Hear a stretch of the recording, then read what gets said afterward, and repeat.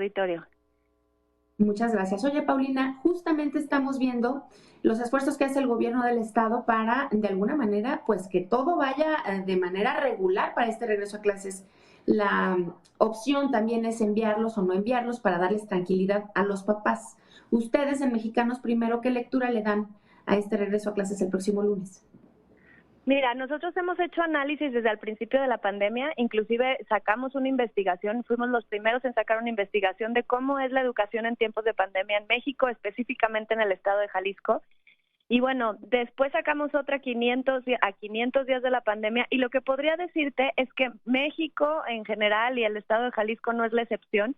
No somos un país en el que la pandemia favorezca a la educación, ¿no? Hay países en los que a lo mejor las condiciones sociales, económicas, hasta de infraestructura lo favorecen o lo facilitan en determinado caso, ¿no? Porque a todos nos afectó de una forma u otra.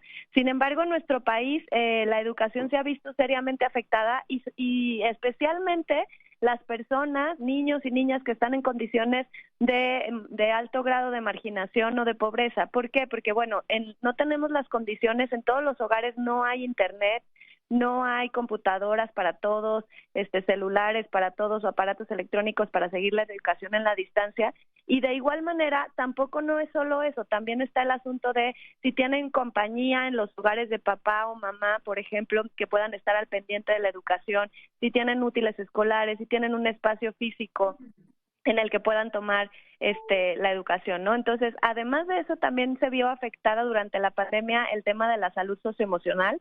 Niños y niñas tienen que salir a la escuela, convivir con gente de su edad, escuchar a la maestra y al maestro de forma presencial, hace más factible también el proceso de aprendizaje. Entonces, no es solo la situación de la tecnología, la situación de la pobreza, la situación inclusive de la salud socioemocional. Hay varias condiciones que hacen más complicada el proceso educativo para niños y niñas en nuestro país y sobre todo los que tienen algún tema de marginación o pobreza. Entonces, hablando de esto, creemos que la presencialidad es una gran vía para que exista la posibilidad para los que quieran regresar a clases. Obviamente siempre hay que cuidar la salud, siempre hay que dejar también importante que el regreso a clases sea de forma voluntaria, o sea, no todos los niños y niñas tienen que volver, papás y mamás podemos decidir junto con nuestros jóvenes, en el caso que tengamos jóvenes, qué es lo mejor de acuerdo a las morbilidades y a la situación y al contexto de nuestra familia, pero sí que exista la posibilidad de la escuela de forma presencial para todos los que así lo requieran. Ahora, es corresponsabilidad de todos tenemos que ir con cuidado a la escuela, salir, tener el filtro desde nuestros hogares, llevar el cubrebocas, presentarnos a sana distancia de los demás y bueno, sí, por ningún motivo ir a la escuela si tenemos algún indicio de gripa. Oye, Paulina, estás hablando de los esfuerzos que tienen que hacer los padres de familia, pero los alumnos, porque pues el tema de la tecnología, de contar con espacios adecuados, el acompañamiento. Estamos conscientes que los padres de familia no todos podemos darles el acompañamiento porque tenemos otras labores, pero a mí me preocupa un poco que el esfuerzo que hace la Secretaría de Educación en Jalisco sea insuficiente, porque también hemos visto que las mismas escuelas no tienen los lugares digamos, que les han robado hasta los excusados y entonces pues no están dignos, ¿no? Estos espacios. ¿Cómo ven ustedes este tema de los esfuerzos que ha hecho el gobierno para privilegiar también la educación y evitar el rezago? Sí, mira, hay varias cosas te diría. Una es responsabilidad de todos, o sea, el tema no es solo de la Secretaría de Educación y de la infraestructura educativa, sino también de las familias e inclusive de los estudiantes, de cuidarnos, ponernos el cubrebocas, cuidar la sana distancia y todo esto. Eso es por un lado. Por otro lado también es responsabilidad de nosotros como sociedad, como mexicanos y mexicanas, cuidar nuestras escuelas. Hubo varias escuelas vandalizadas en nuestro estado y pues también depende de nosotros que las cuidemos porque son patrimonio de todos, ¿no? Entonces ese es otro tema.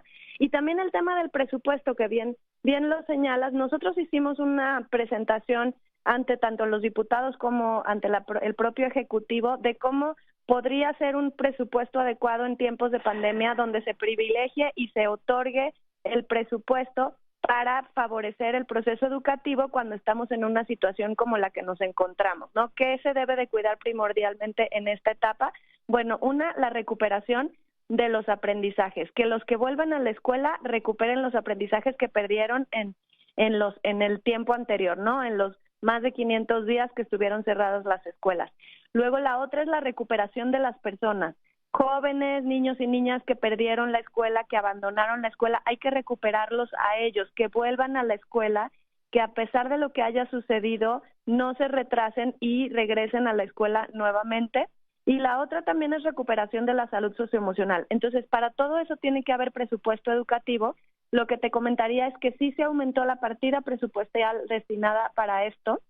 Nosotros ya lo revisamos, inclusive sacamos un comunicado al respecto, pero sí es importante decir que sí existe un esfuerzo tanto del gobierno estatal como del gobierno federal, pero también tiene que haber un esfuerzo social, porque pues esto es un tema que nos rebasa a todos, ya no es solo responsabilidad de unos, es responsabilidad de todos, y además todos somos también en su debido momento responsables de que nuestros propios hijos e hijas tengan el futuro que nosotros deseamos. En Mexicanos Primero decimos que origen no significa destino, que si naciste en una condición, a través de la educación puedas generar esa movilización social para tener un mejor futuro, una mejor realidad en la que naciste.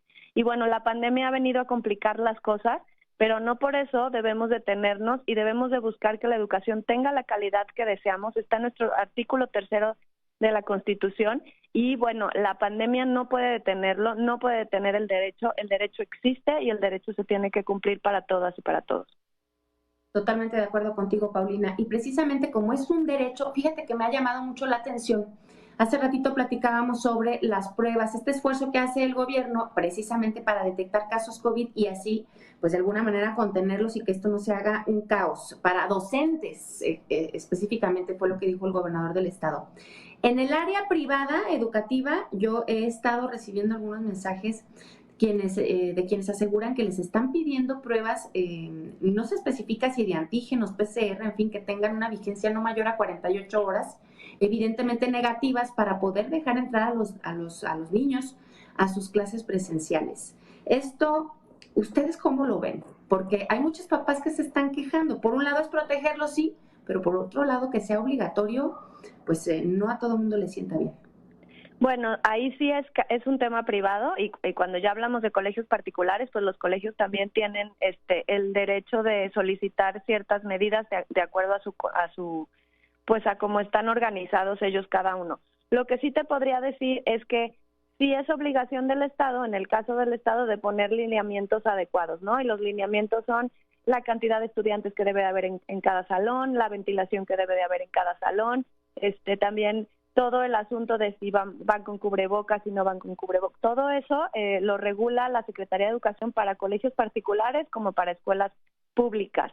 Y bueno, y lo que sí es importante es que también la Secretaría de Educación está ahorita justo poniendo vacunas a todos los docentes y personal administrativo de la Secretaría de Educación y también de los colegios particulares, el refuerzo de la vacuna para los docentes, que ahora es con Moderna, que antes había sido CanSino, que fue en abril del año pasado cuando se les aplicó la primera, y bueno, la dosis única, porque en aquel entonces esa valía por 2 y esto es un refuerzo, y bueno, eso también apoya también el proceso educativo, es algo que se había estado pidiendo desde la sociedad civil, también se había estado pidiendo desde el Estado de Jalisco a nivel federal y apenas se consiguió. Ahora, lo que nosotros creemos también es que niños y niñas también tienen que tener el derecho a esa vacuna. Eso todavía no está autorizado en México, sabemos que es un tema presupuestal complicado, pero hay países como Ecuador, Nueva Zelanda, bueno, no digamos Estados Unidos, países en Europa, que ya tienen la vacuna para niños y niñas, y eso facilitaría también las cosas, y más pensando en que tenemos niños y niñas en nuestro estado que tienen diabetes, somos primer lugar en México de diabetes, de obesidad infantil, y eso que pudiera hacer complicada la situación para si alguno de nuestros niños y niñas que tengan este tipo de comorbilidades se contagian con el COVID, ¿no? Entonces, sí creemos y estamos apostando también desde la sociedad civil por pues pedir y presionar y tratar de incidir en que así como buscamos que se tuviera la vacuna para los docentes, que también se tenga la vacuna para niños, niñas y, bueno, jóvenes ahorita a partir de los 15 años ya se está aplicando. Definitivamente, esperemos que ese sea el siguiente paso por parte de la autoridad y eso también nos traería más tranquilidad. Muchísimas gracias, Paulina Hernández, directora de Mexicanos Primero Jalisco, por habernos acompañado hoy. Muchas gracias, Ale. Hasta luego.